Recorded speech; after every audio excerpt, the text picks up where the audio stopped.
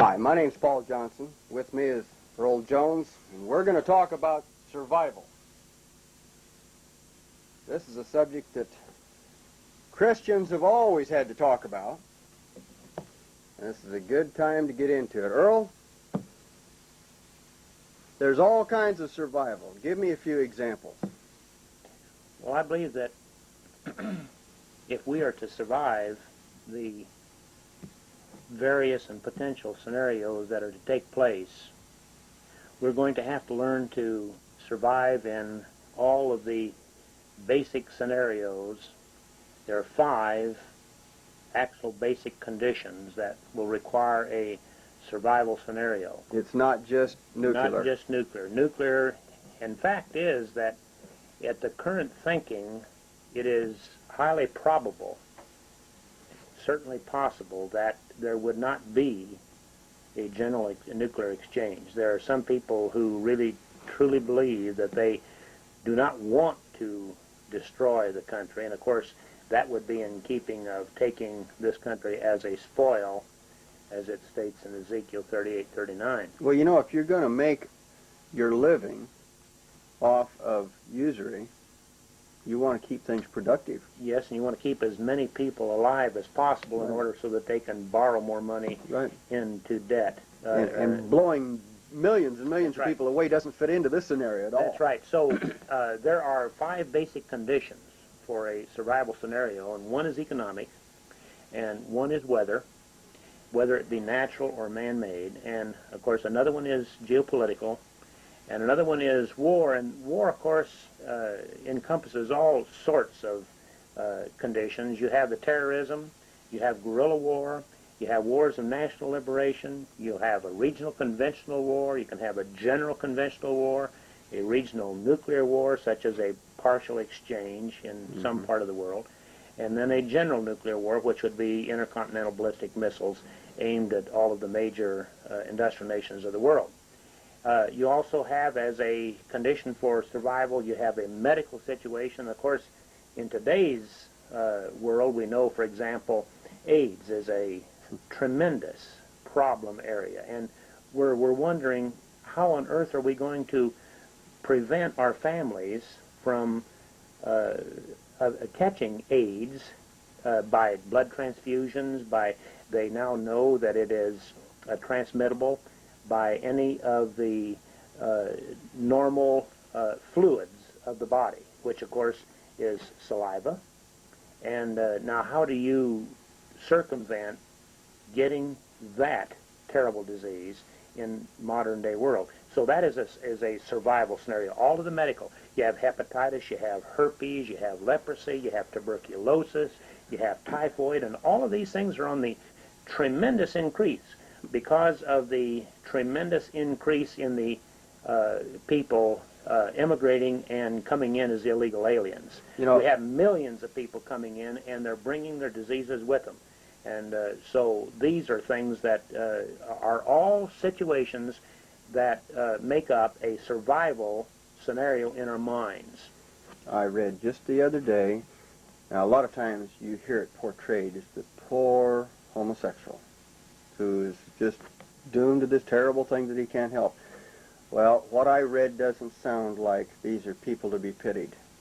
It said that they were going to demand federal aid, or on a certain given day they were all, nationwide, were all going to go and donate blood so that the entire United States has the problem, and then they'll get some help. All right, well then it becomes obvious that as a Christian survival technique, we must think in terms of blood transfusions. And how to one another. To one another. That's right. And how do you circumvent the possibility of contracting AIDS via blood transfusions from the blood bank? Well, there is a technique to be able to do that, and we can discuss that in due time in the discussion today. Years ago, we didn't have blood bank situations. We had situations where if a person needed blood, individuals with the proper blood types were obtained, and person to person the transfusion was made. Now, in today's capability, what can be done, and it is done. We did it here just a couple years ago. You obtain your people they go forward and give blood at the blood bank, and then you specifically state that any of the blood that matches type B, type A, type A, or so forth, that one of your family or one of your friends needs, that is given for the transfusion to your friend. As a group of people, yes. Has, in the identity movement, has there been some kind of a documentation as to blood type and stuff so that we can help one another? We attempted to do this a couple years ago, and I still think that it is a very, very good idea that we have a national index of the types of blood of our people, so that in the event of a major problem area, we can obtain blood, and even within in a community, say that right here you have, say, 10, 15 people who will be in the identity movement, or certainly close enough to us to be a part of our entire program. You can have those people type their blood and have it available, the knowledge, have it available for possible future use. But it hasn't been done. No, it has not been done, and it's one of the things that we definitely should do. So there are really 5 basic conditions that require a survival scenario, and you can discuss them in some detail, each one of them individually. Okay, let's talk about the surviving the illegal alien deal. Is that a good place to start? It bothers me. It's as good as any of them. We do have a situation taking place in the nation today where they're going to outvote us, and they're beginning to do so now in certain parts of the country. Along the border with Mexico, we will have whole communities literally taken over by these people. Many of them are voting illegally. They're voting as illegal aliens.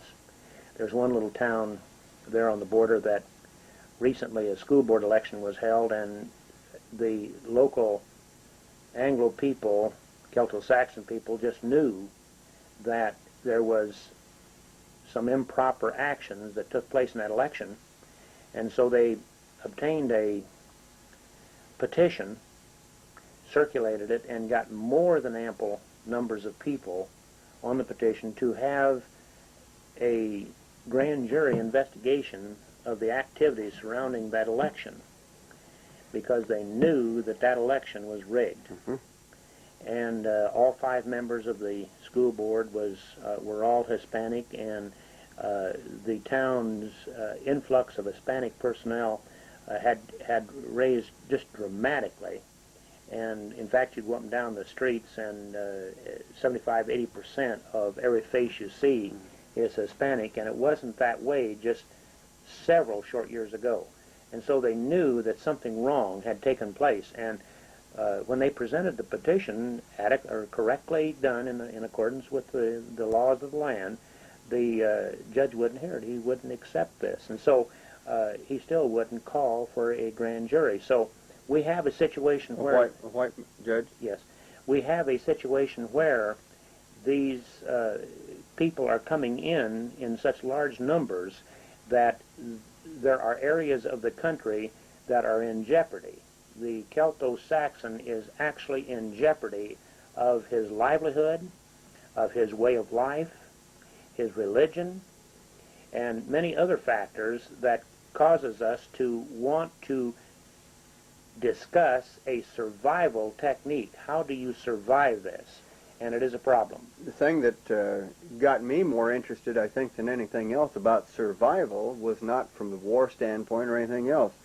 It was when one gentleman informed me that the white race only is involved 9% in the world's population. That's right, and of course... Now that's survival. That's survival, and they have encouraged our people to have fewer children. Yeah. They have encouraged our people to have abortions. They have encouraged our people to have miscegenation or interracial marriage. They have encouraged our people to feel apologetic for being a Celto-Saxon. Right.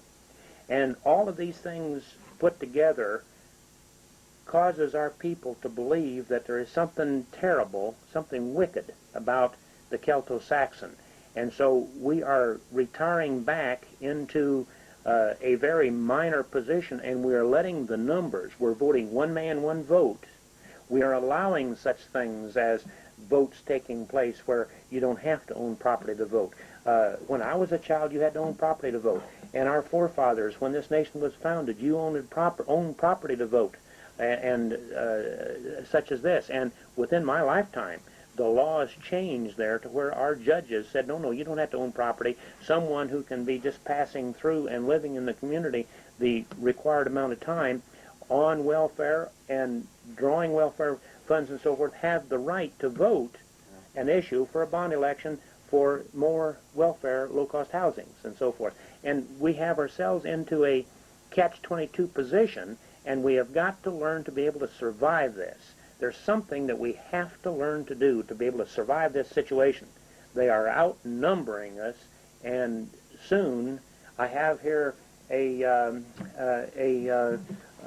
document that is the Immigration and the Future Racial Composition of the United States, put together by a very prestigious organization. And it shows the racial composition of the United States, and in 2020 AD, the white man will be a strong minority, just a very small minority in the United States. And yet, when I travel around the United States today, I go into places like here in Iowa and Illinois and Indiana and other places that are predominantly white at the moment. People don't even begin to realize, they can't understand, they can't comprehend that there are places in the United States today that there are no white people, and they have been literally voted out of control of their own nation. The thing that just amazes me is that a lot of times whales, gophers, certain kinds of fish, seals, whatever, they get down to 9% like we are. They would be classified as an endangered species, and they get all kinds of government aid to help, put them in some kind of a refuge or something to get them built back up, and it just seems like our government couldn't care less. The quicker the white race disappears, the better. Well, yes, and of course, when one then begins to think and possibly then quietly say to his neighbor, could this be conspiratorial? Could this be with purpose and malice on the part of people's thinking to accomplish this? And the longer you study it, the more you are convinced that it is true, that it is intentionally done, and particularly within the United States. Well, I really say particularly in the United States. It's being done in Germany. Pakistanis are coming into Germany just by the million. Is that right? Yes, and in England you have the Orientals and the Indians coming into England, and of course in the United States we have all of these. We have Vietnamese coming in by the millions. We have the Hispanics coming in by tens of millions, and of course the blacks have been here, and there are additional blacks coming in through the Haitians and so forth. Right. We have Orientals coming in, and our churches are assisting in this matter, and so forth, to the point where, and they're putting them in areas of the country. It seems very strange if you didn't realize what they were doing. They put the Orientals primarily up in the northeast.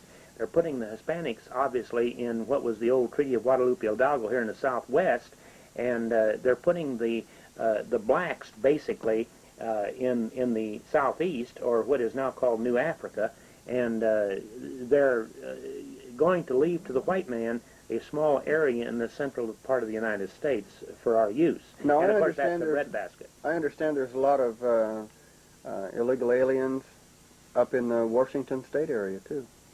Well, yes, many of them, of course, come here as a result of our government allowing them to come with the Vietnamese boat people, 650,000 at one time, and a lot of Cambodians and a lot of Koreans that have come at one time, and they are moving into primarily the Northwest. What about, you think of survival? I think I'd be scared half to death if I lived in South Africa. Those people have got a real survival problem. Is that just a forerunner of what we've got coming?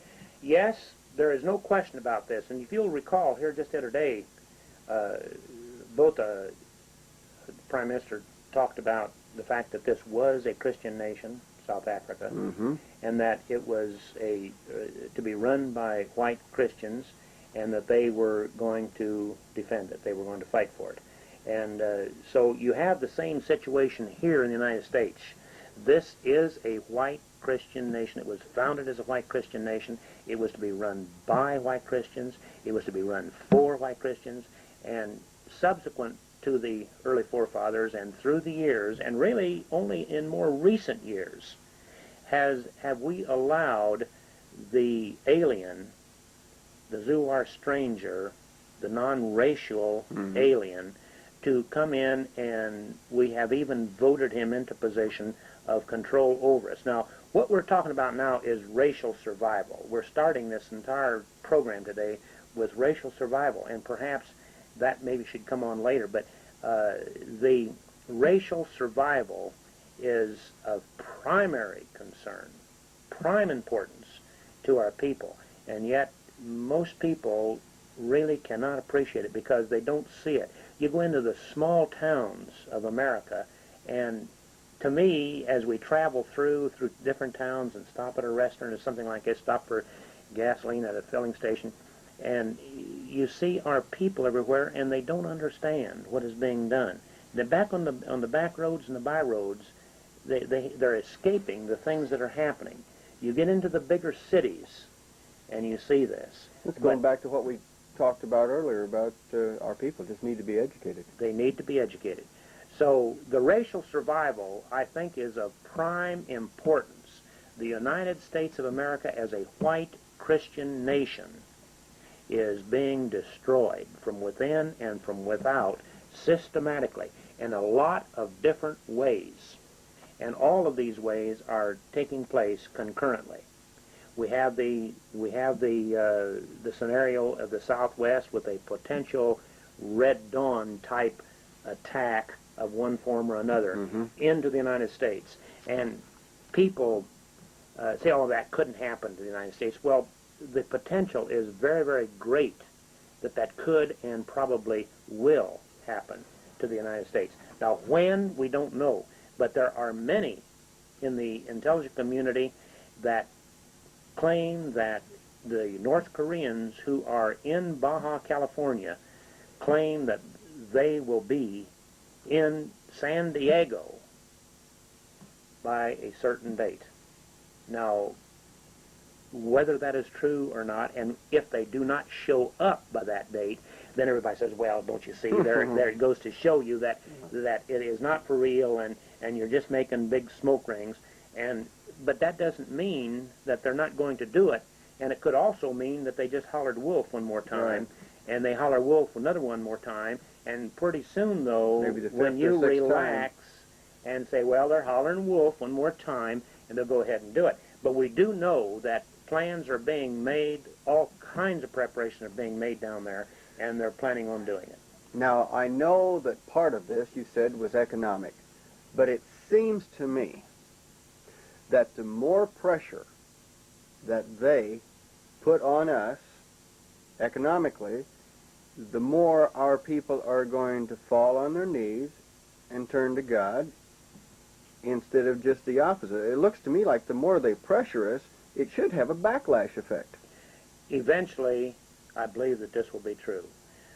You take the farm situation in the Midwest now through the entire farm bill. Well, it's actually not in the Midwest. Wherever farmers do their job now, wherever they can't get paid for their crops. That's right.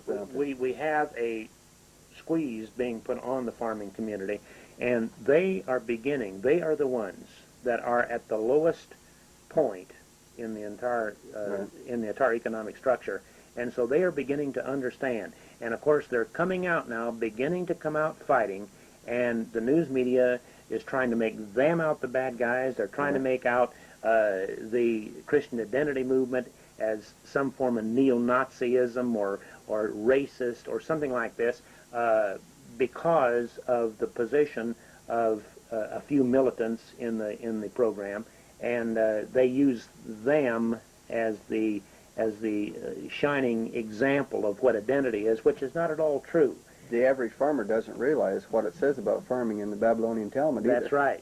And so it is all a matter of education.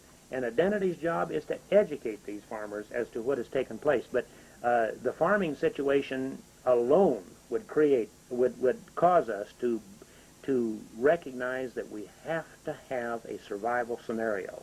10 years ago, we should have been teaching the farmers about the future economic problems coming. We should have known that, but what? We didn't know it was coming, or they didn't listen, or we didn't teach, or what? I think it was a combination of all three.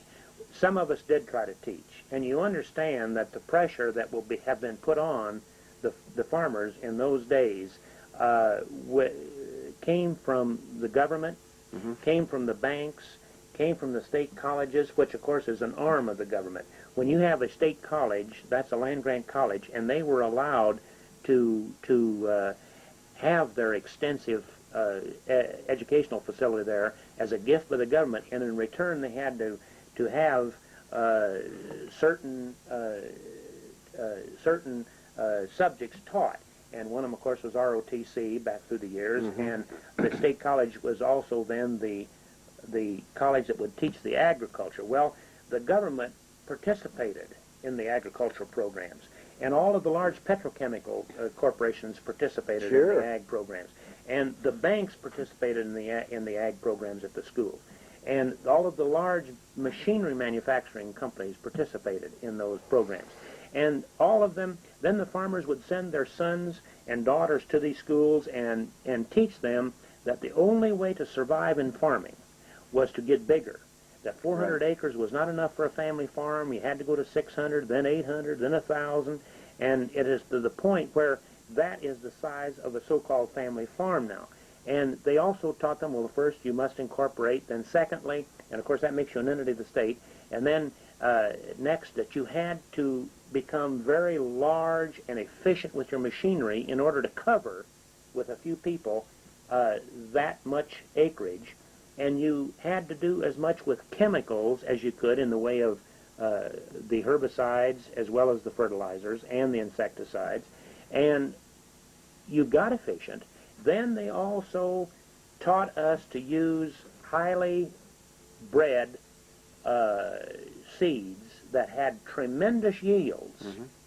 Corn yields going from 75 bushels the acre all the way up to 150 bushels or more per acre. And so here we now have these tremendously large 1,000 acre farms, and all attached with it will be $100,000, $150,000 combines, tractors up in the $80,000, $100,000 region, large pieces of other equipment in order to accomplish this.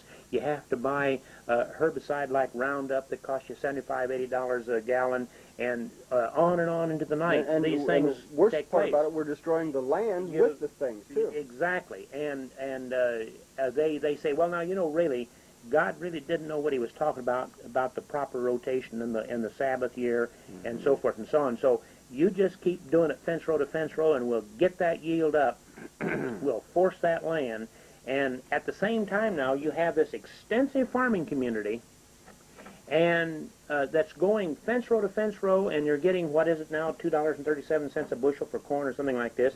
And when you actually figure out at $2.37 per bushel and how many bushels you make per acre, and then you go all the way down, and at the bottom end down here, you say, well, how much do I have to pay in interest, et cetera, et cetera, et cetera, for all this high-priced insecticide and herbicide and so forth?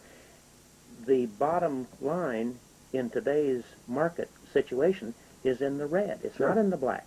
Now, at the same time, if we have tried to show these people that doing it more on a smaller scale with a smaller piece of sets of equipment, and not worrying whether there's a few weeds in it or not worrying whether you get the pride that comes within for having 150 bushels to the acre compared to 75. They used to pull weeds.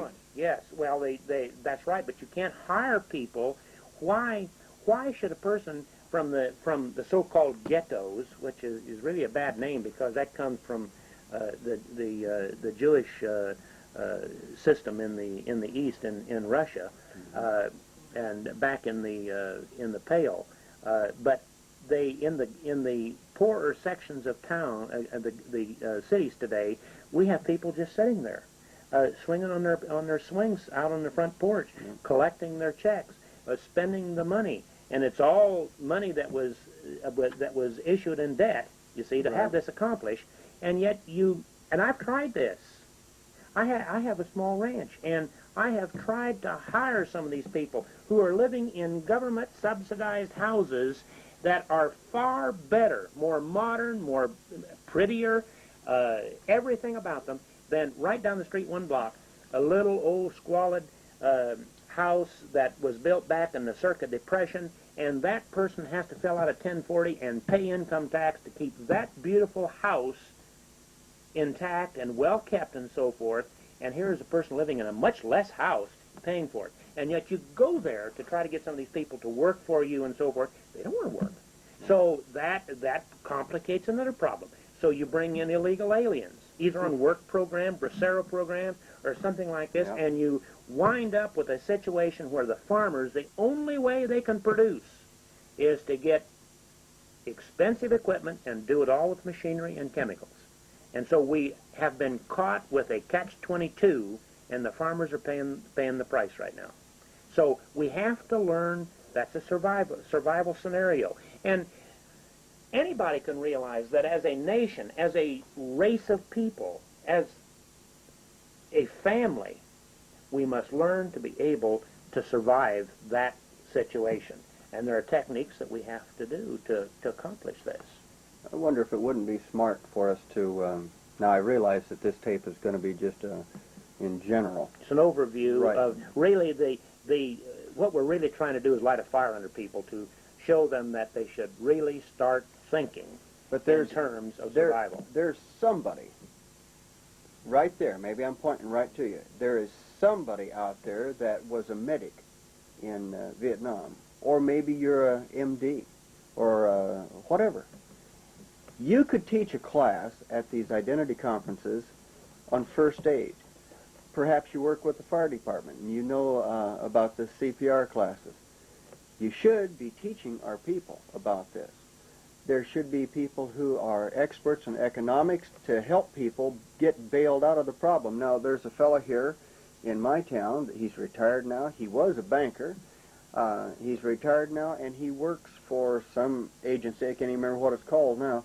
But anyhow, he travels around and tries to help businessmen who are in trouble financially and tries to educate them. He sits them down and counsels with them as to what to do to bail them. With a Christian concept? Right. Yes. But, I mean, there's somebody sitting there watching this tape bet. right now who could do that. You know, we are just talking about the problem. We maybe aren't the experts to do this, but somebody out there is. Same way with, well, maybe this deal on how to protect yourself for nuclear. There's people, I think I'm sitting right beside one, that can tell you what you need to do as far as building bomb shelter and other ways of protecting yourself like that. But there's people all over who are experts in this field, and they should be teaching these classes. That's right. I think that what we must each participate in the teaching process of our fellow Israelite. Each of us are a minister to God, and we're all ministers to God. And each of us have been given strengths, and each of us, God knows, have weaknesses. And what you're really saying, Paul, is that I think that the question comes that each of us should just sit down, if you need to put it on a piece of paper, ask God for guidance, put it on a piece of paper, what He has allowed you to learn back through life, where you have worked, the type of things that you worked at, what did you study in school, what were you good at in school, what were you exceptionally interested in, and list all of these things and say, well, now, God has allowed me to have those strengths. And then over here, if you care to, and of course that list over here where your weaknesses we're always going to have that a little bit longer list than our capabilities. Right. But you list your weaknesses, and you know you have them, and you know what your weaknesses are. I couldn't carry a tune in a basket. I can turn a radio on and off, and that's about it. All right, so I know that would be a weakness. So obviously my ministry couldn't be in music. No. And yet we have wonderful, wonderful Christian people like, well, for example, the Legacy. Their ministry, sweet Christian people, 2 couples with their children. They travel, and their ministry is in music. And they teach who we are, and they teach and bring the Holy Spirit closer to little camp meetings by their being there. It's a wonderful experience to have them at a camp. All right, so all of us are ministers to God. Once we take our strengths and list them, then get on our hands and knees and ask God to give us guidance how we are to be ministers to Him using those strengths, because He's asked us. I mean, He's given us those strengths. Ask Him how we can use those strengths to teach other people. All right, now in my own particular case, you were speaking there of the nuclear survival techniques and so forth. It is one aspect. I was a missile engineer for 28 and a half years, and as such, of course, we were related very closely to the warhead, with it being nuclear, at least some of them. And so consequently, in the study of this, in the work of this, you discover and learn a lot about nuclear radiation, some. And so we're still learning this sort of thing. Yeah. All right, so with these devices, you can purchase these devices. They took them out of the old survival shelters, the civil defense shelters. And Which they weren't really survival shelters. No, well, they were in the original because they had crackers in there, they had water in there, they had detection equipment in there, radiological detection equipment in there, and you could put people in there and keep them for weeks. There was sufficient water, medical supplies, blankets, and so forth. Well, back in the 60s, Robert S. McNamara decided through his MAD, mutually assured destruction plan, that we would take all of ours out and put these things on the surplus market and take all the water out, all the crackers out, but we didn't take the signs off the doors. And so everybody walks up and down past big bank buildings and past the county courthouse, and they'll see a little triangular sign up there. They think it's still saying there. Fallout shelter, and they think the fallout shelter is still there. Well, there's an empty hole down there. But you can't exist very long without water, blankets, medicine, food, and certainly you need to know what the radiological environment is. What did he All do it for? So what did he do that for? Well, what he did was played poker with the American people. He played poker with Russia. And he put 230 million Americans out on the table and said, now, Russia, you wouldn't destroy those 230 million, would you? And Russia says, oh, no, we wouldn't do this. And at the same time, you see, Russia means business. Here is a Soviet view, civil defense. This is a Soviet publication, Soviet military thought on civil defense. And it is crammed full of all types of tests, structures, programs, equipment that they have come up with that have been provided the Russian civilian. And they run tests in Russia on a national basis to test this civil defense structure. And the great share of Soviet citizens in the USSR have an opportunity to crawl into a hole and to defend themselves and be protected for an extended period of time in a general nuclear exchange. Who prints this into English? Well, this one is published in the English, and it was originally in the Russian, and it was translated and published under the auspices of the United States Air Force. All right, the original translation and editing by Oak Ridge National Laboratory revised the United States Air Force. This is a publication here in the United States. It was originally in the Russian. Now, at the same location, the National Oak Ridge Laboratory, a Dr. Crescent P. Kearney came up with this book, Nuclear War Survival Skills. Yeah.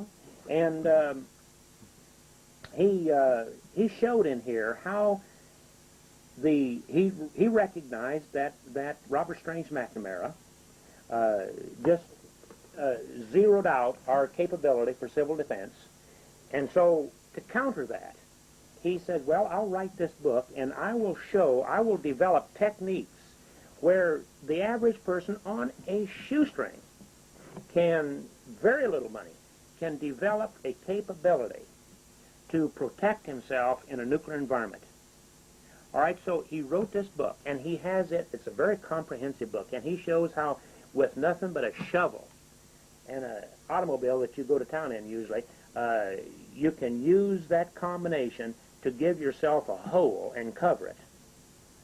Very simply, just dig a hole, drive the car up over it, and then take the dirt that you took out of the hole and throw inside the car, and you've got yourself an instant fallout shelter. Okay, and things like this. He showed how to make radiological detection equipment. Well, he showed, yes, he showed how to obtain potassium iodide so that you could protect the thyroid for becoming involved with strontium-90 type iodine, which is radioactive. And see, the thyroid absorbs iodine. I was going to ask you, is that something that you can buy down at the drugstore? No, the potassium iodide, yes, with a prescription.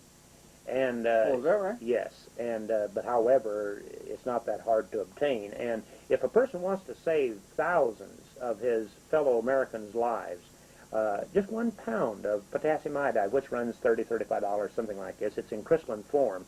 Keep it in the dark bottle. Keep it sealed because it's very hygroscopic. It absorbs water rapidly. At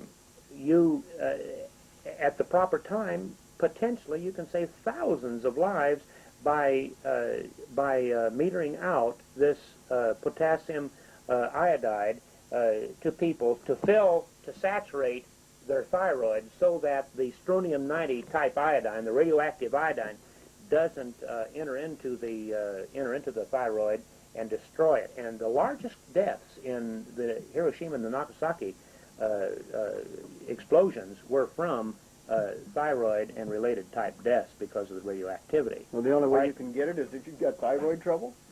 No, you just get thyroid trouble if you have this radioactive. Oh, well, you were talking about a prescription. Oh, I see. Well, the doctors, and justifiably so, you see, they have to protect themselves, and they have to be very careful. You don't want to just prescribe this indiscriminately because some of the side effects, some of the side uses of this, they use it in weight control and so forth. See, so women might do this to lose a few pounds, and there would be a deleterious effect to them in their physical sense, and so to protect this, you just do away with it. Well, anyway, getting back to this, he shows in here such things as the potassium iodide. He goes through the entire scenario of how to protect yourself, and he sent it forward through command saying this should be published. This was National Oak Ridge Laboratory. Now, is this a book that you can buy? You can buy it, and I'll say where in a minute.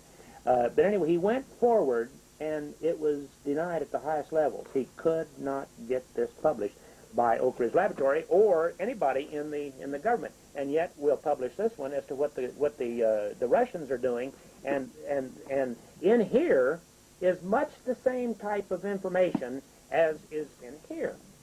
And so consequently, but our government don't want people to know this? They didn't. Well, they didn't seem to, did they? Now, I would think, 2 and 2 is 4, I would think that that's the case. We'll publish what they're doing, and yet we won't publish what we could do as an individual. Well, so you can purchase this. It's not one that's done up in this color. But it's in a silver color, and you can get this from America's Promise out in Phoenix. Oh? Pastor Emery's, Pastor Ben Williams' ministry. They sell this. And what's it called? Why don't you hold it up? It is Nuclear War Survival Skills, and it is by Crescent P. Kearney. This one came from the American Security Council, but you can get it from America's Promise Ministry out in Phoenix, Arizona. Okay. And of course, I think all of our people know the address on that. So that is just one of the examples as to what has been done. Now, these pieces of equipment came out originally. These pieces of equipment were in these fallout shelters, and they're on the open market in a lot of Army Navy stores, and you can get them in yard sales where they have been distributed out through the rank and file persons and citizens, and they're generally comparatively inexpensive. What would an outfit like this cost?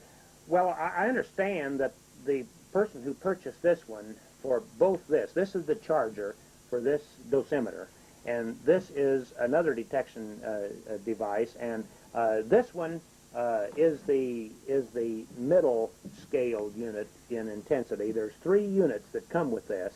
One that is really nothing but a Geiger counter, and it goes down very, very low, and you even got headphones associated with it, and you can hear each one of the pulses from the background radiation go through the tube. And then this one is the middle scale unit, and then there's one with a heavier rate yet. And so, but the person who purchased these 3 units here, this battery charger or the charger for this unit, which is the dosimeter that you carry around in your pocket, and this one, I understood he paid $100 for it. Now, I think perhaps that's not really a good buy. I think you can purchase them cheaper than that, less expensive than that if you look around. But if I were a person out there and I saw these devices for $100, I would grab it, because I would do without. If I were short on some cash, and certainly we all are, I would do without some other things in order to get this. This device here is a dosimeter, and what you do is you charge it back to 0 with this charging unit here.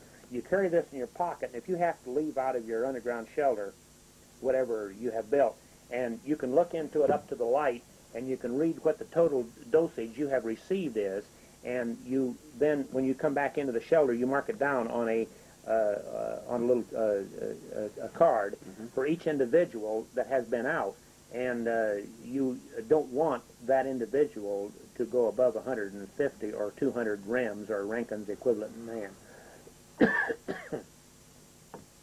So this is the charger for this unit, and this unit is more basic and stays down in the shelter more. Well, now, there should be at least one person. There should be at least one person in a community with one of these. Yes.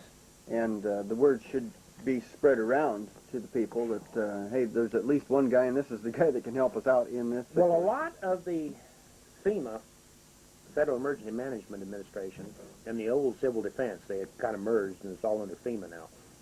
A lot of the communities will have those devices still available. And what at the city hall or the something? city hall, the county courthouse, whatever, and theoretically they will dispense these into the areas that they deem necessary. Yeah. I would feel that from a survival-oriented point of view, that we should be able to be as much rest on our own 2 feet and our own capability as much as possible. For several reasons. We don't want to be a burden to the community. We want to be able to survive such a tribulation by ourselves as much as we possibly can without asking for assistance. And in addition to this, and more importantly, we should be able to be in a position to help our fellow man, give them assistance instead of asking them to give us assistance. We should be on the giving end of this. And so that is a very important thing. To go along with that, there's a lot of ways that even in accordance with this book, Preston P. Kearney's book, and just using common sense, we can develop an underground capability with 3-4 feet of dirt over us, to where we can have 1,000 to 1 attenuation factor, and that is very, very adequate to survive a nuclear war exchange. And you never know, even if there's only a limited exchange, somewhere there will be a fallout. I was going to say, the fallout will eventually get there. Eventually be there. Now, even when the Chinese did some tests here not some years ago, and when the Russians were doing tests, we had fallout that circulated over the United States. Sure. All right, now if that were a little bit closer, if that were a little bit more prominent, more than just instead of one test, a few of them exchange, there would be a fallout sufficient that we should be able to be in a position to protect our children and our pregnant women, or particularly pregnant women, because that fetus is the most is in the most dangerous situation. That fetus can be hurt terribly with a little bit of radiation. Well, didn't they talk about worried about cows eating the grass after Yes. one of those fallouts? Yes. Because of the milk? Yes. Now, what you do in a underground scenario such as that, you send your older people out to accomplish things like going to the pantry or going to get some more water in case you have a problem there, to go get something you forgot to take down. And if that environment is not too high, and you read that off of this, you can send an older person out, you equip him with one of these, and he goes and he takes care of the mission, whatever it is, and then comes back in. He records what he has, and generally we know that 25, 30 years later, there's a possibility of having an increase in certain types of cancer because of this radiological effect. And so, consequently, we would want to send an older person who is now 65, 70 years old, Right. or so, because he doesn't have too much worry about that, you see. Right. And we want to save our young people, because that is high-class thinking. You see, we mustn't think in terms of just what's in it for me, viva yo. We must think in terms of our people generations down the line. And all of this is geared toward saving our people for the future. And that's high-class thinking as compared to low-class thinking. Right. Well, got any other ideas about, I see you talk about storing clothing. Well, yes. We covered the nuclear survival, except before we leave that, in any of a nuclear environment scenario, wherever you're underground, you've got to have air, Mm-hmm. you got to have water, you have to have food, you have to have some medicines, and you have to have some communications, because you got to know what's going on. Well, all of these things you want to prepare for. The water can be obtained in several different ways. If you have a well, water is close, groundwater is close. You know, groundwater is safe generally from nuclear war or nuclear radiation, because it's underground, and you're not going to have the fallout particles. If in you're it. going to sink a sand point, sink it in your You fallout sink it shelter. right under the fallout shelter, and you can put a hand pump on it and so forth, and you have your own water. Okay, obviously with some priming water to go with it. But if you don't have that, you're too far from water or whatever, you can still attach, if you have well water to, say you have a farmstead, you have well water, you can still attach that well water to your underground. You need power, unless you have a pipe stand with water standing in a tank, which of course you should do.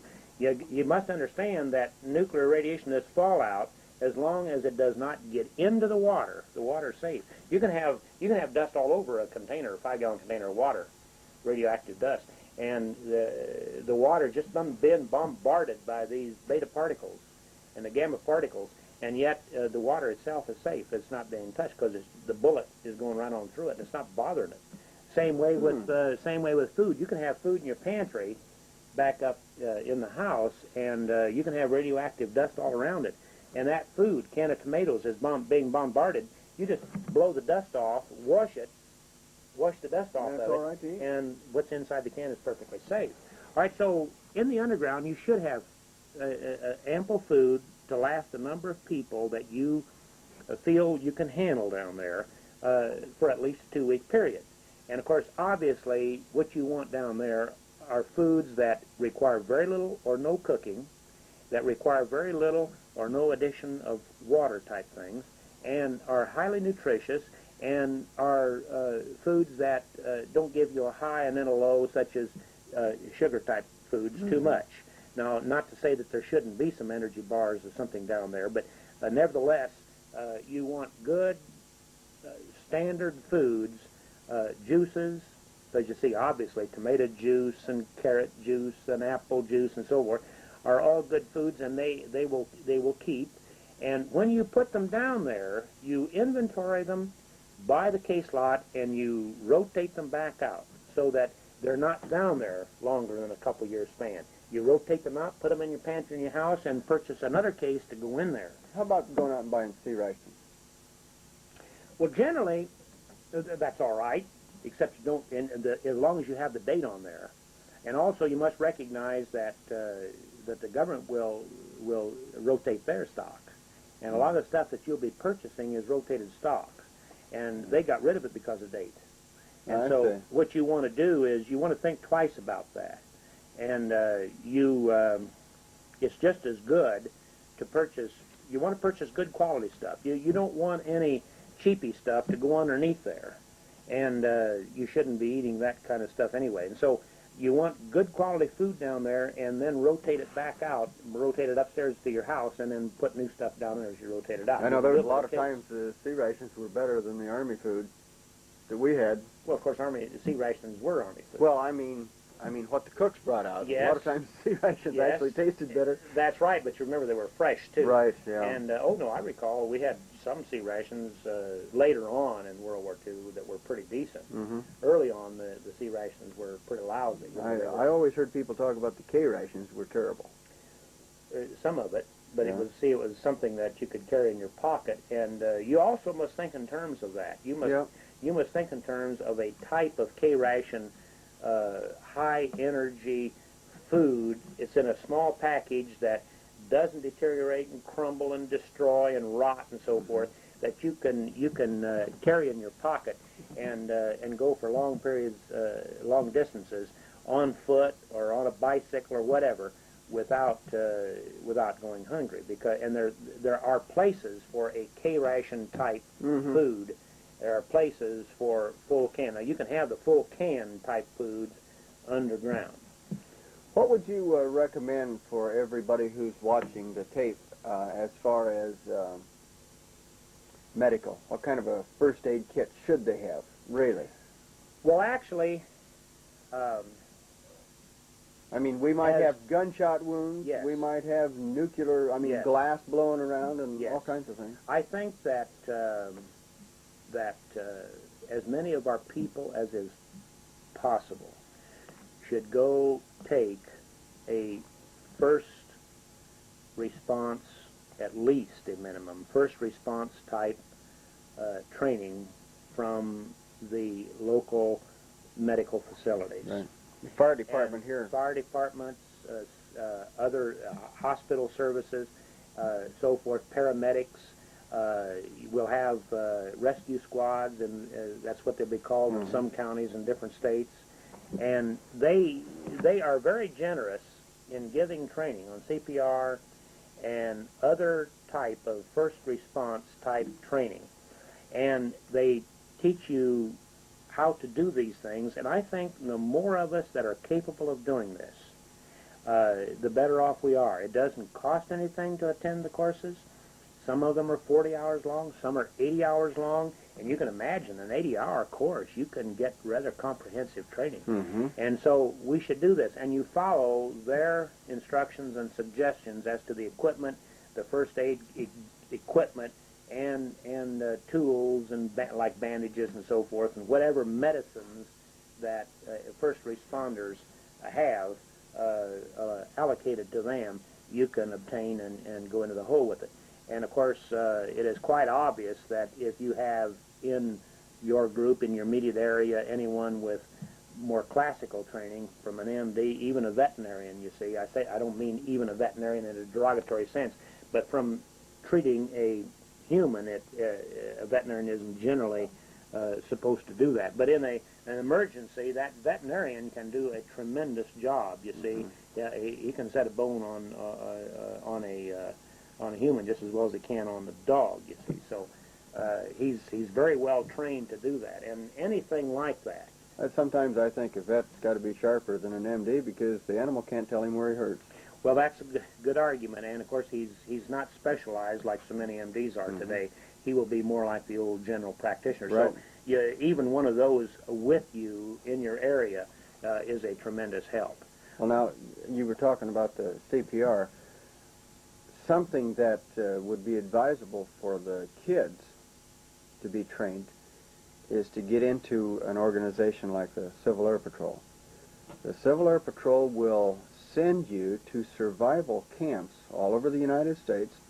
One is in North Dakota, I believe. Another one's out in Washington State. They went to one in Oshkosh, Wisconsin. If you know what you're doing and you play your cards right, it doesn't even cost you anything because they have scholarships. I mean, if you really go out and go to bat and learn, you'll get a scholarship. You get to go to the course. It's one of them is called Pathfinders, another one is Blue Beret, and there's a lot of honor and prestige with it. But the beauty of the thing is that you learn survival skills. Not only the survival skills, but my son is in it, and he's the radio operator. He has background experience now on single sideband radios. He talks to people in 6 or 7 different states. He has already had some training in flying an airplane, and he's 15 years old. Wonderful. Well, what I'm getting at is if the situation ever came up, I think he could do it. Sure. You see, that's what I'm getting at. I couldn't. Well, you know. That's right, and there are many different training courses that are available without charge. Like I pointed out a moment ago there with these first responder courses and so forth, the rescue courses. There are, in parts of the country, we'll have ski patrols and stuff of this nature where you can learn rescue activities and obviously how to seek and find and what you do when you find them and things of this nature. And you see, that is useful for many, many different scenarios. Okay, well, now not just finding someone who is lost in the mountains, right, but for other purposes, and that may be needed. And so these trainings are most generally free of charge, and you look for it in the newspapers, and you say, hey, some of our people need to know this. But the important thing is that all of our people have to start talking with each other. They have to be willing to cooperate with each other. You go learn CPR, and I will go learn something else. And then we come back and exchange the ideas. We are to love one another, and enough to keep one another alive. And and we have not in Christianity in this country for a long time. We just haven't done this. We haven't been friends. We just haven't been associating with our people of our own kind. It wasn't too many years ago that in farming that was common. Oh, yes. And not anymore. No. But that was, like we were talking about, they went out and they all bought great big combines, and they do their own work, and we the heck with develop the a neighbor. mistrust for other people. And so years ago, I remember when I was a child, 14, 15 years old, I worked on harvest gangs, and I ran an old F-30 farmall pulling one of these old pull-behind combines years and years ago in the wheat fields in Kansas. And I remember we did this they still do this in areas, but just an example, where we would all go around and do each other's farms, the wheat and so forth, and all the women would come around from place to place, and they would have out the cooked meal and bring the food and so forth, and we'd have a banquet every day. And so it was done in a community type thing. We loved one another, and even some of that is disappearing. And now I'm using that as an example. And in the farm communities, there's a tremendous amount of this still being done. But in the cities, this same thought concept. You have strengths in one thing, I have strengths in another thing. That's what this entire barter situation is now. You have, and that's a good example of it. And right now, 25% of the national market is what is considered the national economy, which is considered underground economy. It really is an underground economy, but as far as the federal government is concerned, that is considered that, and it's this barter arrangement. We have doctors and lawyers and all kinds of different professions and vocations banding together, a plumber can go forward into a barter group and say, look, I am a plumber. I am capable of doing this and this and this and this. And I put my name on the list, and I will take it out and trade. Well, you get things done cheaper, and you certainly develop a community spirit among each other. Mm-hmm. And the system is growing leaps and bounds. And we have another example of this entire concept is the purchasing and selling through yard sales and flea markets and things of this nature. That is happening more and more in America today. You know, it's kind of the camp concept. If you're at camp, somebody gets hurt, well, if there's a doctor there, he'll just pitch in and help. Yes. If they need somebody to help cook, why, somebody that is good at that, maybe they're a cook at the school and know how to cook for large crowds, they just go do it. And people will pitch in at a camp. That's right. And yes, and to go along with that concept of loving the neighbor as self, we have a system of things like the storage of clothing, for example. We have developed a MO in the country where when a daughter or a son outgrows a pair of shoes or a skirt or a pair of pants, goes to the Salvation Army, or we just throw it away. If it's a little bit stained, we're too embarrassed to give it to anybody or anything like that because it may be just a little bit worn. Oh, they go on the garage sales around here. Yes, that's right. And now, what we need to do is instead of getting rid of it, start putting it away and putting it into barrels. Mm-hmm. With, old food-type barrels with the lids, the big lids, on them, 55-gallon barrels. Put it in 30-gallon garbage cans. Put it in, you can even put it in boxes or chests or anything like this, anything in plastic bags, close them up, put a mothball or two in it, and put it down there so that you don't even have to inventory it as such. You can if you want to, if you got the time. But you just put everything you can possibly imagine in the way of clothes in there. Boots, lots of boots, because shoes are the things that will be the hardest to come by. And just put those things away, as many as we can. And don't worry whether they fit you or not. They will fit somebody. Yeah. Time of trouble, you're not going to be able to pull down here and get gas and drive any place you want. That's right. And you should have things of this type stored. We should develop a situation, economic survival now.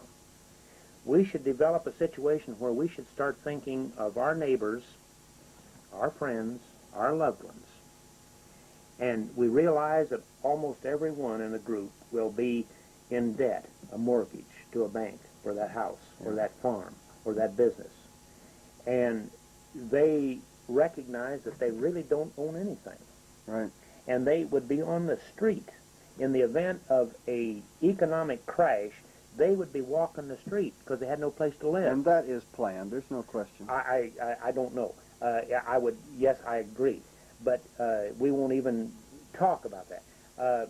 But they know that there's a possibility of them being on the street. Now, talking about security, a survival scenario would be that if a group of families got together and said, let's see to it that we have a piece of property bought, paid for, in the clear, on a little plot of ground that's got garden space and so forth. And we say, well, now who's going to get to do this? Well, let Christ lead you. And make sure it's zoned for trailer houses. Well, whatever. Yeah.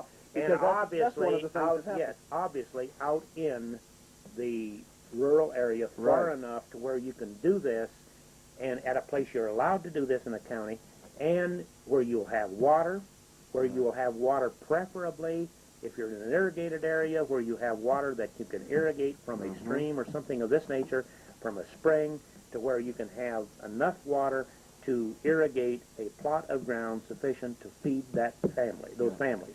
And now you say, oh, that's communal. Well, we're talking about a relatively short period of time. But you can't imagine until you have been there what it was like in Europe during World War II. I saw with my own eyes German and French little kids, 4, 5, 6 years old, going, and adults with them, going to the garbage cans and getting food out of there because they didn't have any. They were starving to death. And from what I've read, that was deliberate, too. There were many that just had no choice. Yeah. And now, we weren't supposed to fraternize when we were in Germany. Yeah. But most of our men kind of saw to it that those garbage cans had good edible food in them. Yeah. And so it was a terrible thing to watch people in France and in Germany literally starving to death. All right, so it can happen here. Oh, you bet. And it is going to happen here. The way things look, it is going to happen here. So a little bit of advanced preparation now is going to keep as many of us as possible from being in that position. And again, it is a matter of instruction. Now, most people aren't going to care. They won't even hear you. And there's nothing you can do about this. So either they believe you or they don't believe you. So those of us who do believe this and who do want to survive, then we must prepare for it. Is there such a thing as a survival manual that identity folks would say is believable, realistic, something that we could get and offer at conferences for everybody to take? Because you know as well as I do, when the trouble comes, there might not even have electricity to play these tapes. But I think when things are real tough, they might pick up a book and start reading. Well, there's several.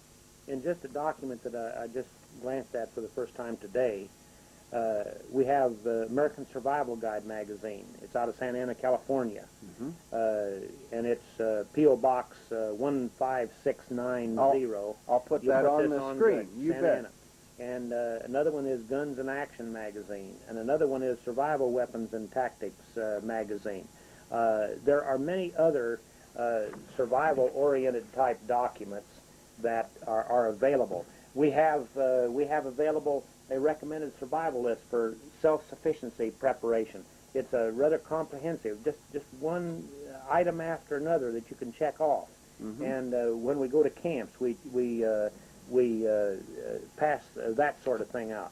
There are many documents that are available, and it's a matter of just becoming interested, and all of a sudden, no matter where you go, there they are, just out for you to see, and you start studying them, and the more you study, the more you recognize that there are other things you need to know. It's a never-ending process, but the important thing for us to realize is that it really is not important that you or I, as an individual, in a selfish, viva yo concept, think in terms of surviving. It is not for our own individual hides. It is for the survival of our nation, our Christian brethren, our family. Yeah, and that next generation that's going to make something out of this Yes, mess. the next generation and the one following that. We have to turn it around. Now, and we're not necessarily going to turn it around in our lifetime. No. And that brings up a point of, it's kind of comical. A lot of times you people hear on television about survivalists, and the first thing you see is gas masks and camouflage uniforms and running around with AR-15s and Mini-14s and stockpiles of weapons and hand grenades and all this. There is another form of survival that is hardly ever mentioned, and I think it is a critical thing. And that's the survival of our children, getting them out of these damnable public school systems. They are poisoning our children. These public school systems, in my opinion, it's nothing more than child molestation of the mind. That's right. They are destroying our children. That's right. And all of this is a part of the scenario of survival. The health that goes along with that. The education. What are our children learning?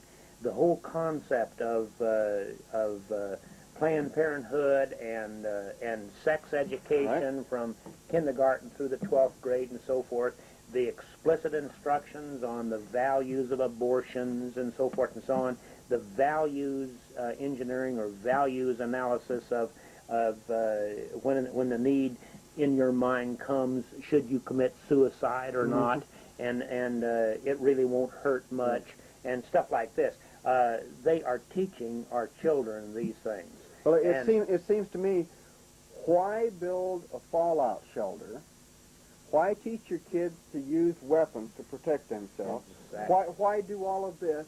And after the war's over with, and you and I are dead, and our kids go out and start this all over again, thinking it's all right to marry with a black, thinking it's all right to commit murder through abortion, or think it's all right to do half a dozen of these other things, homosexuality just perfectly all right, and all that kind of foolishness.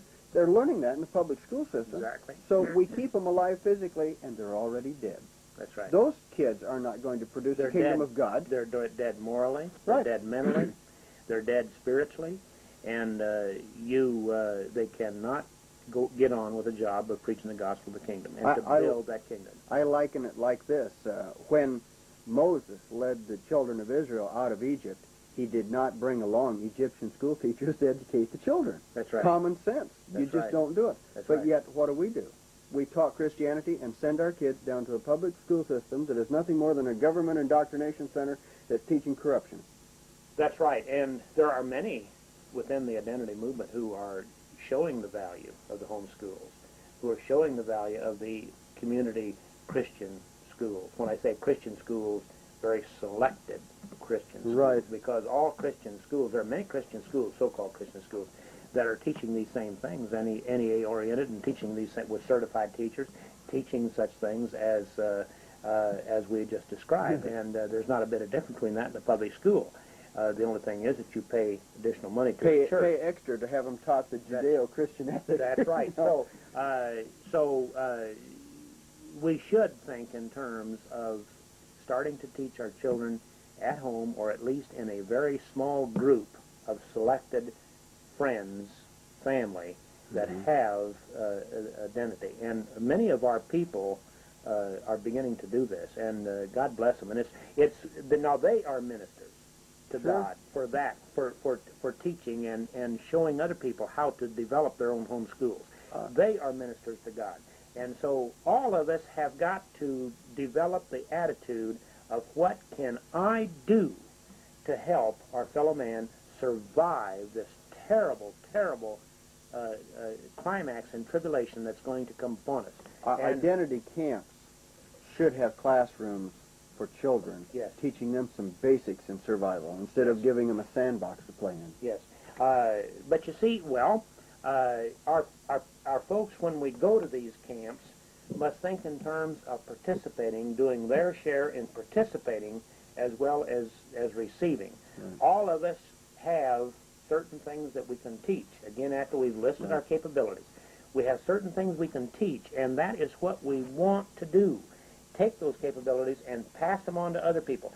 Ask the directors that's establishing a camp, would you like to have me give a course in so-and-so or such and such, CPR or whatever, how to operate radios, anything, and to be able to do that. Maybe do it the other way around. When you send in your registration with how many kids and how many kids and your wife or what all's coming, maybe when they write back, they could say, look, are you able to teach a class on something? It might surprise you. Maybe people, all they need is to be asked. Well, a lot of our camps directors are now asking, do you have a specific capability that you need to teach? And what we need to get away from is the shyness that a lot of us have. There's not a one of us that doesn't have something to offer, and not a one of us that is not a minister to God, and every one of us can accomplish something. And so we really need to search inside of ourselves for our capabilities and to pass that on to other people. Anyone who was in the military should be able to teach some kind of a class on survival, if it's nothing more than just showing people how to read a map. That's right. Or how to run a compass. That's right. Or things like that, because there's a lot of people that don't know. That's right. And so these camps, there's not enough time at these camps to cover all these things, but if we and I recognize that we can't all be at camps all the time. We've got to make a living for our family. And so that for that reason, we should have more regional encampments for just a weekend, a conference, if you want to call it that, and to where we can start working and studying some of these things. And, of course, it is quite obvious that we go there to study the Word of God in the main. And these other items go with that. But we must recognize that one without the other is not going to accomplish it. We have to have both of them together in order to get it accomplished. What I think I'm going to do, I just got this thought, I think I'm going to contact the people on my mailing list, and I'm going to ask them if they are capable of teaching anything. If they are, on any given subject, to contact me, and let's just make a videotape on it, and let's do some educating that way. If it's possible, it depends on how far away they are from Right. it. Of course, you know, Right. these are things. Now, I have here another document that is based on what they call the Good Samaritan program. Mm-hmm. And this is, the headquarters for this is out of Beech Grove, Indiana, P.O. Box 59, Beech Grove, Indiana, 46107. It's based on a concept that was developed back years ago by the Mennonites and the Amish. And you know, insurance is usurious. Big share of the homes in America today, the money was obtained from insurance companies. I suppose. And you see, they developed the actuaries to make absolute sure that they make the required amount of money.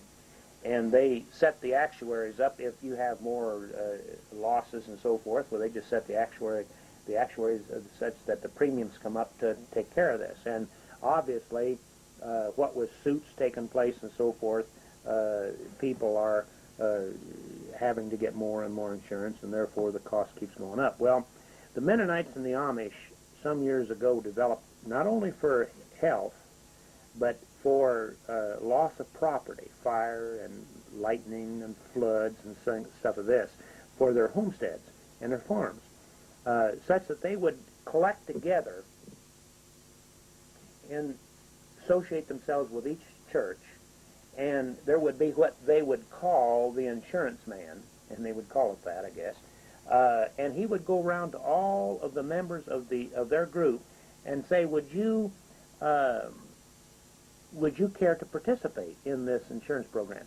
And they'd say yes or no. And if they did, how much would you like to participate in? What is your barn worth, or what is your property worth?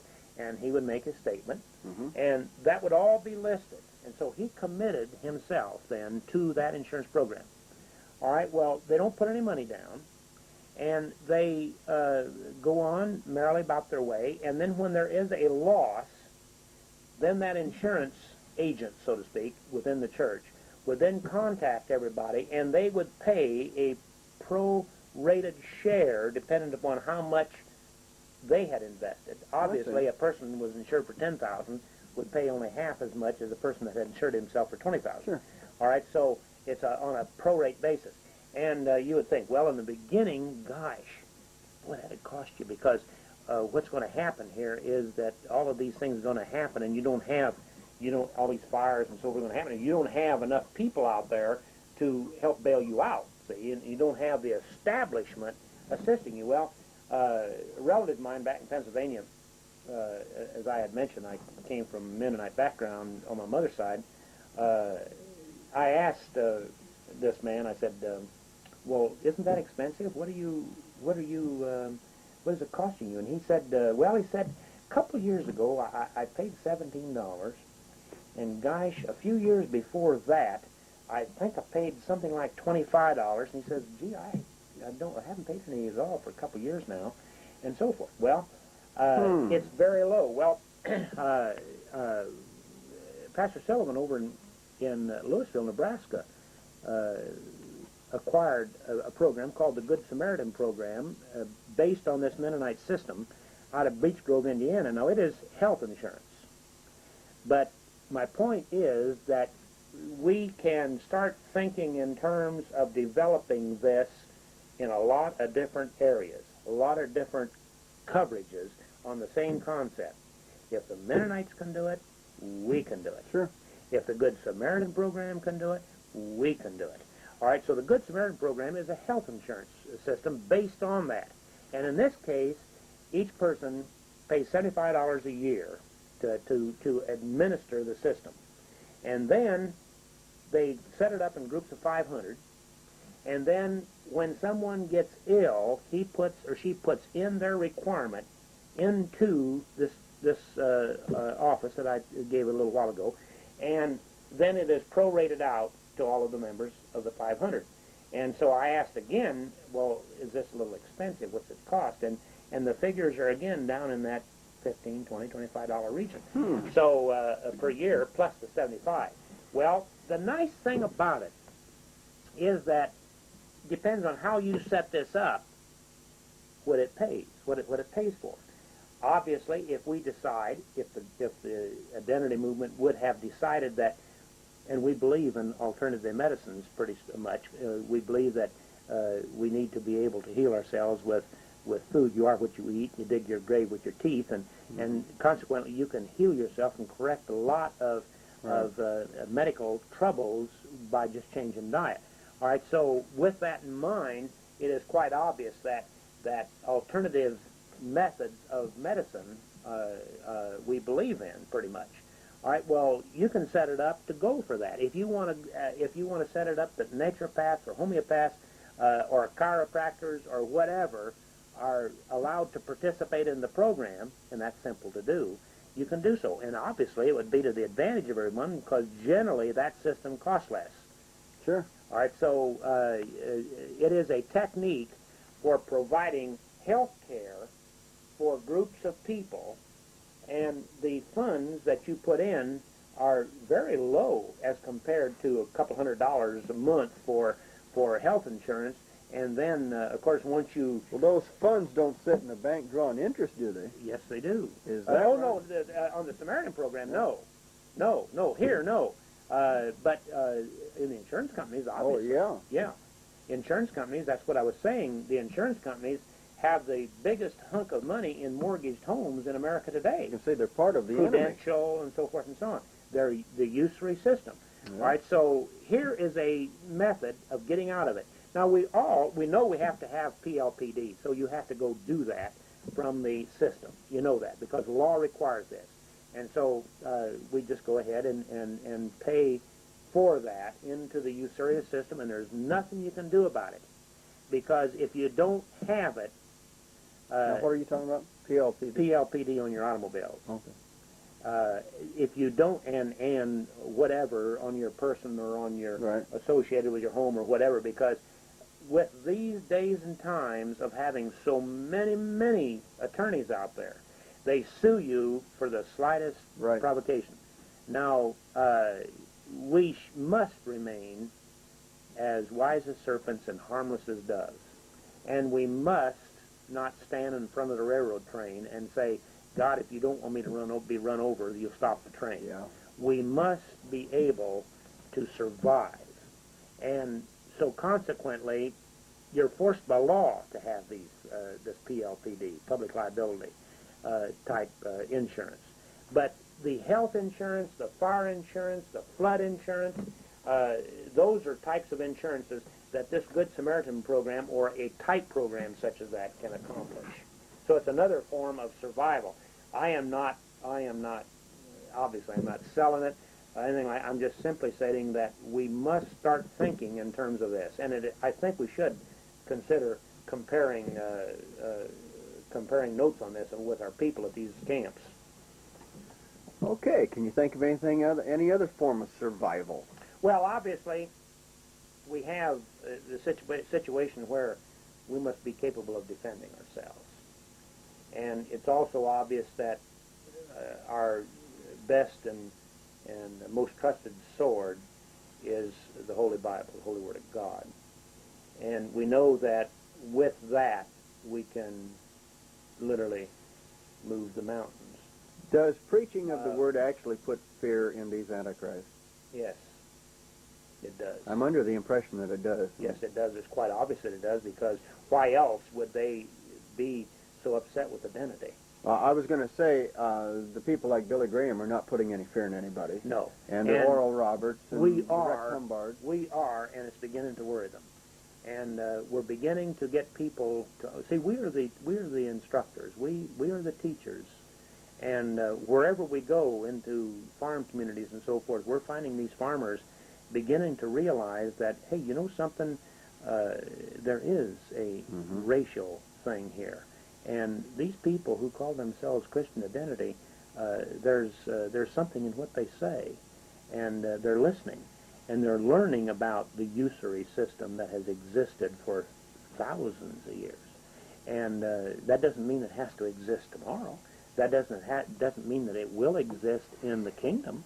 With age, we know that that's not going to we know it's not going to be there.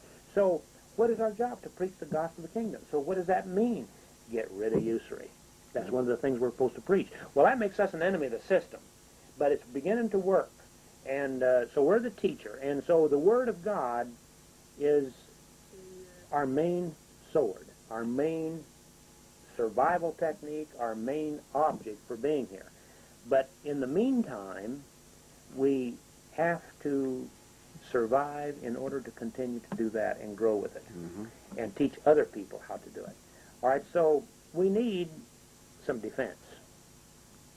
And I think it behooves us to, again, be as wise as serpents and harmless as doves, and to have intelligence gathering situations, to, again, learn where the enemy is and what he is doing. And we are developing a program now to do just that among our people. And so that is a part of it. We need to have a system where we can communicate via a telephone tree concept to get knowledge to all of our people, information to all of our people that such a thing is about to happen or has happened. And you do this via a telephone tree. This is nothing new. The Kahal, the Jewish community, brags about being able to contact every Jew in the world in an hour and a half. Now, I don't think they can do it quite that good, but it is significant. Probably that they Jewish can do leaders they can. Yes, and they base their telephone tree on a system of sevens, and the prince of the Jews and has 7 lieutenants under him, and then and they don't know each other. They just know who the prince is, and then under that will be 7. They don't know who each other is, but they know who their boss is, their next higher ladder, and it works on down to where via the communication system, a tree system, you can get that message on down. Well, don't you think it's ridiculous that the National Guard has a call-up system? Yes. And the Civil Air Patrol has a call-up system. I suppose the Boy Scouts have, but we don't. We don't, and we should. Now, we should. To go with that, of course, you see, just a simple little telephone tree, something such as this.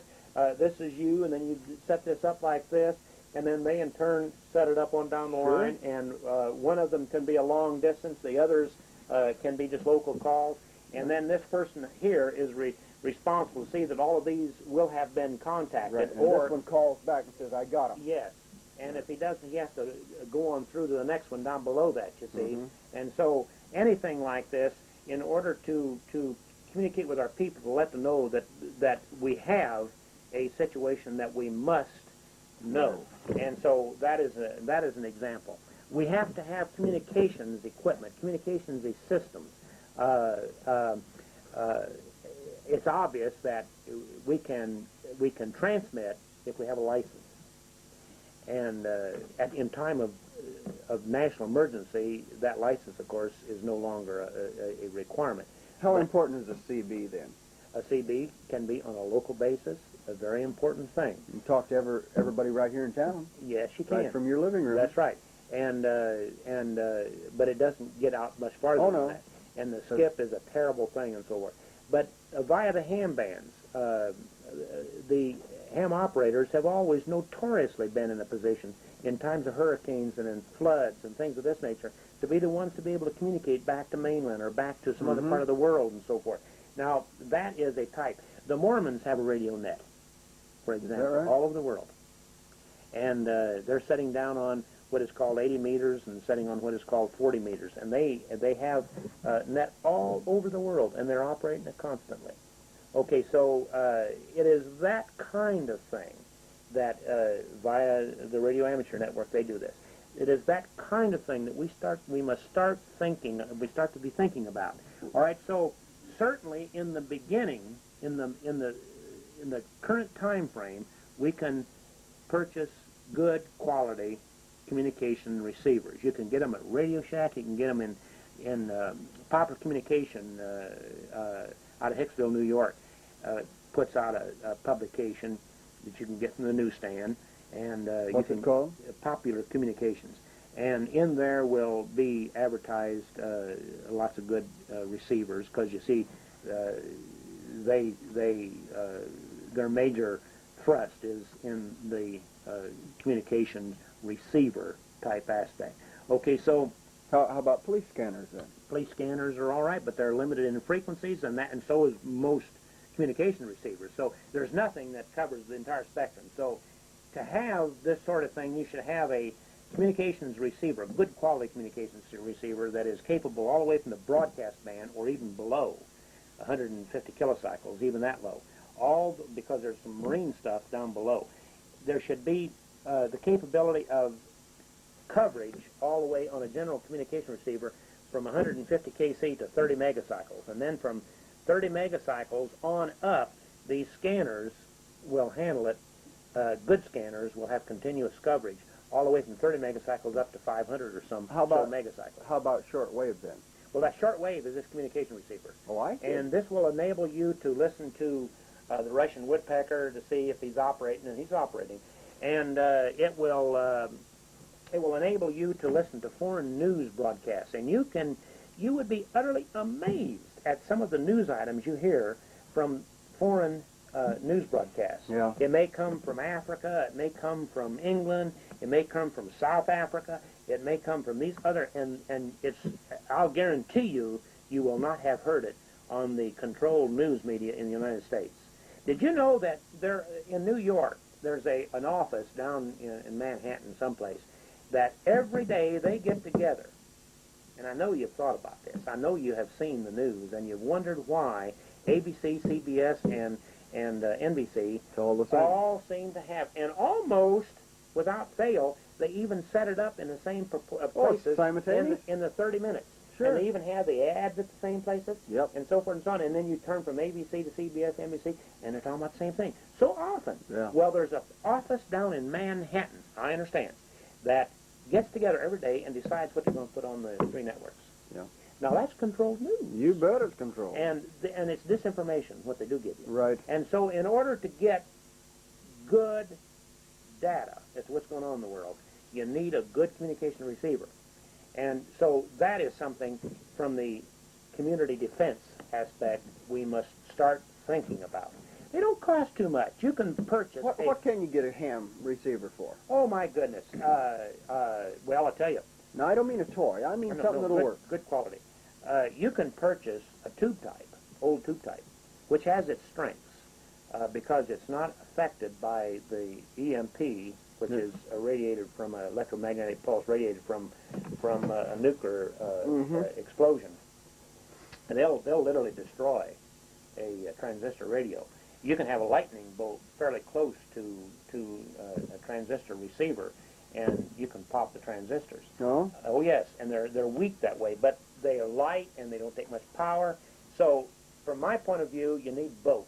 Oh, You need an old-fashioned, I say old-fashioned, 50s and 60s and early 70s, tube-type communications receiver that is general coverage from 150 to 30 megacycles, capable of receiving AM, FM, and AM sideband and CW.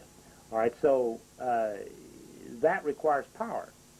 And obviously, if there's no power on the power line, you've got to have something else. And so, therefore, you need either a portable power supply, which in a survival scenario you need anyway. You know, that one that we were looking at just a little while ago was strictly battery operated. Yeah, that's fine. If That's transistor. If it had a deal where it also had a place where you could put a AC adapter, well, then it wouldn't be so bad to get it. But I didn't want to get just a battery operated. No, you don't. You want an AC and then a battery operated. Yeah. And you want also, wherever you can buy a good, high-quality tube type communication receiver, an amateur radio quality, good, for $100 and less. Is that right? Good one. Okay, because where? Golly, and you can get them in. Go to QST. Go to some of the magazine sales stores and newsstands, and look for some of the amateur radio publications. Mm-hmm. QST is one of them, and there's some other. I can't think of them right now. But you can look in the want ads there, and you'll find them. All right, get one of the local amateurs. Every town's got some amateurs. Right. Go to a local amateur and ask him for assistance, and he'll be glad to help you. He may even have one. Yeah. And don't tell him exactly what you want it for, because that really isn't any of his business necessarily. And so you can purchase these things. Well, have that, and then get also a good transistor unit that will operate on batteries as well as the AC. That is something that we definitely need.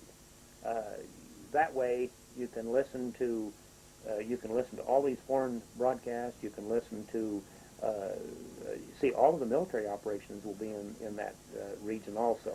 How Most of them. reliable? How accurate is ham? I mean, could I call you up and talk to you? Depends on the frequencies and skip conditions and so forth. If you were an amateur here and I were an amateur at my location where I live, we could generally talk to each other on the 80 meter, 75 to 80 meter band most of the time. Okay. Certainly on scheduled basis, say every night at 9 or something like that, we could talk to each other. But of course, obviously, this takes an amateur license, and this is obtainable. It's not very hard. Oh, was that? I thought maybe that was terribly difficult to get that. It's not very hard. And now you're talking about the that's CW, and that is for starters, and you can get that very simpler, the novice license. That's pretty easy to get. And then when you go from there to general and to advanced and so forth, it's a little bit more difficult. You have to know code to get to there, but there is work underfoot now because of modern day RTTY computer operations, interfaces, and everything, that there's work underfoot to do away with even the code requirement, but that's not really that hard. Oh? And you can accomplish that if you wanted to. So in any event, somebody in your group should be associated with it. Well, I would think so. All right, so it is a communication type thing, but all of us should have receivers. And of course, having been years ago an amateur operator myself, it's something that I can discuss and work with. But it's something that we need to work with. Okay, so the communication system is very important. Another thing that we are at the position now where we must start thinking about is intrusion devices into our homes and into our automobiles, and they're something that we need to be thinking about. Terrorism is going to get worse. Terrorism is going to get worse, and we mustn't just say, well, it'll just close your mind to it'll go away, because it's not going to go away. Yeah, it doesn't happen just in Beirut. That's right. And so we've got to think in terms of being able to detect any intrusive effort into our homes, into our offices, into whatever we're working with. How about bugging your phone? That's right. Well, now, of course, the government can bug the phone anytime they want, and they don't bug the phone. It's real simple for them to do that. Very simple for them to do that. And because they just put a voice-operated recorder on the line down in the mainframe, and that's it. Every time you make a telephone call, it's recorded automatically. So running around So your house looking at they for don't things do on the wire, that. you don't have it. They don't have to do that. Yeah. It's so simple. And there's nothing you can do about that. Don't worry about it. Just don't have anything that we need to hide from them, Right. and that there's nothing to worry about. Right. All right, now, on the other hand, if the JDL wanted to come down on you, he can't do it quite that way, I don't think. So the point I'm making is that he has to do it a little bit more difficult, and it has to be a little more difficult for him to get accomplished. So you can start thinking about how do they do this? How do they go about it? There are devices that can tell whether or not there's a bug in your property. And it doesn't cost too much to get these devices, and in your community it's possible that, I think around $100 you can purchase them. And you can go around and determine whether there's an RF bug anywhere in your property and all of the friends that you may have. Mm-hmm. And that's getting a little bit exotic in thinking, perhaps, but we're coming to a point where that is something that we need to think about. The bigger a problem we become to them, the bigger target we become also. Oh, yes. And there will come a point where if you're a big enough troublemaker, it's going to pay to get rid of you. Well, those who speak out should start thinking in terms of being careful where they eat, not eating in the same places, being careful of where they receive any medicines. Just don't receive, if someone says, oh, I'm sure wanting to lose some weight, and someone says, oh, I got the best thing in the world for you, or some chelation materials or anything like that. We must start thinking in terms of, do we know the person, and can we trust them with our life? And we're at that point. If those who are beginning to stand out for Israel, for our nation, for our Constitution, this is a survival scenario that we're talking about right now. A very strong one. We need a king's cupbearer, don't we? Yes, I guess. Who wants to be one? That's right. But we certainly need to be alert, and to not just say to everybody, oh, I got some pills for you. You really ought to take these. Just don't go taking them. And the same way with the foods that you eat and so forth. We're at that point in life. I don't think the vast majority of Israelites are even serious about this yet. I don't think they really realize what's going on. Oh, I promise you they don't. I know this. Fact of the matter and is, if they're the listening to us, they probably American, think we're paranoid. They're paranoid, and they got a communist under a rock and all this kind. Right. They really would be laughing. They're sitting there laughing at us right now, and yet they haven't done much traveling, and they haven't been doing much reading, and they haven't been seeing with their own eyes some of the things going on, and the names of people that have had things happen to them that cannot be explained. And so consequently, they just are uneducated, or otherwise they're just ignorant. They're living in a fairy world. It's happening all around us, Paul, and so we better think about it. Yeah. Well, clear back in the Garden of Eden, God told Adam he wanted him to till, tend, and dress the garden. And if you get out your concordance and you look it up, you'll find out a basic principle as to what we, as identity Christians, are supposed to be doing. Till, tend, and dress. That basically means educate, be willing to be a servant to these people, and be a referee. Keep it under control. And it looks to me like that's what it's coming down to. We have to learn how to survive so that we can help our brothers survive. That's right. That's the basic concept. Obviously, you can't teach someone else how to survive if you don't know how yourself. And it's like anything else. The old Boy Scout motto: "Be prepared." And that's where we are right now. And these tribulations, they're not only coming; they're here. And we had better start realizing. We don't even. Most of our people don't realize that the things, when they pick up the newspaper right today, they'll read back on page 13 or 26 or something in the newspaper, a little happening, and they'll just glance over it and say, well, gee, isn't that too bad? And that's terrible. And that'll leave right out of their mind. But if they put these things together, Start flipping them. yes, there is a scenario that takes place. And so many of these things start to be related, not only in one location, but all over the country. And now, you can say that's paranoia all you want. It's happening. A lot of the railroad derailments out in our part of the country, it's so mysterious. We have tremendously well-kept roadbeds up there. I imagine. Because the distances are great and the freight's pretty heavy, and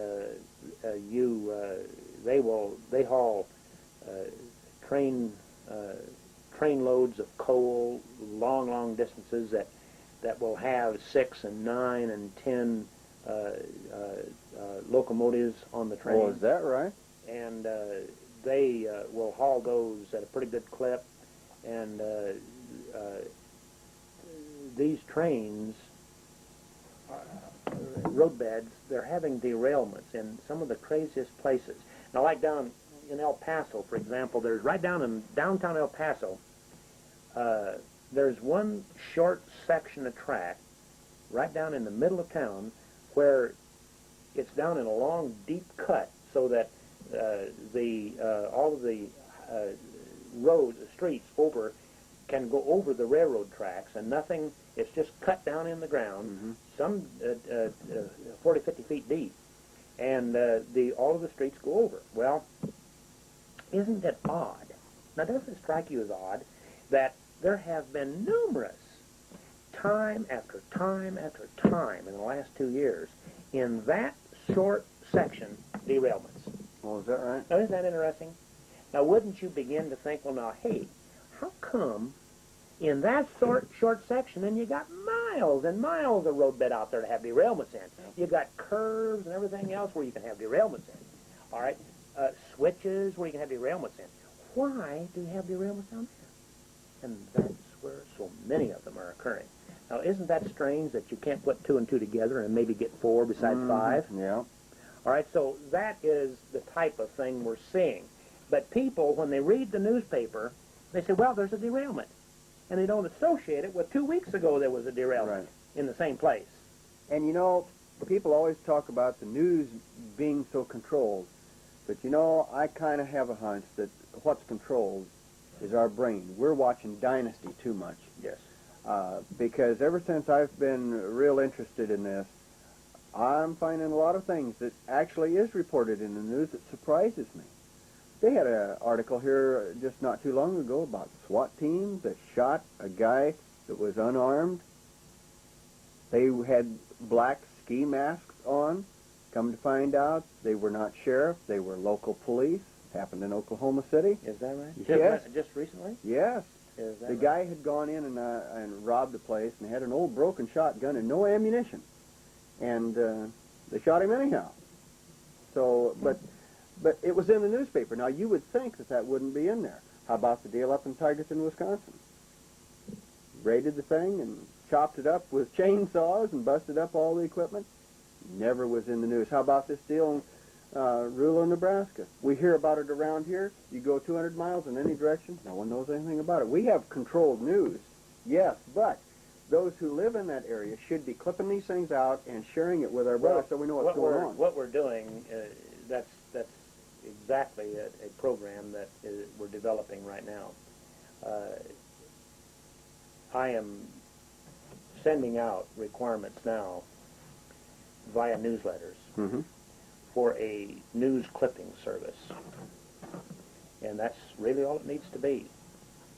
And you clip out a news item, maybe back on page 26, wherever, that is real pertinent to what is going on. You make sure that the newspaper, that date and page is on there, because without that, there's no credibility. Right. And I'm asking, and from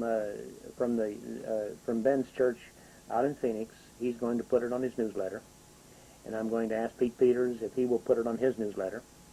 And others that have in their heart to do so, to ask our people all over the country to do this newspaper clipping service on items that we're talking about. Mm-hmm.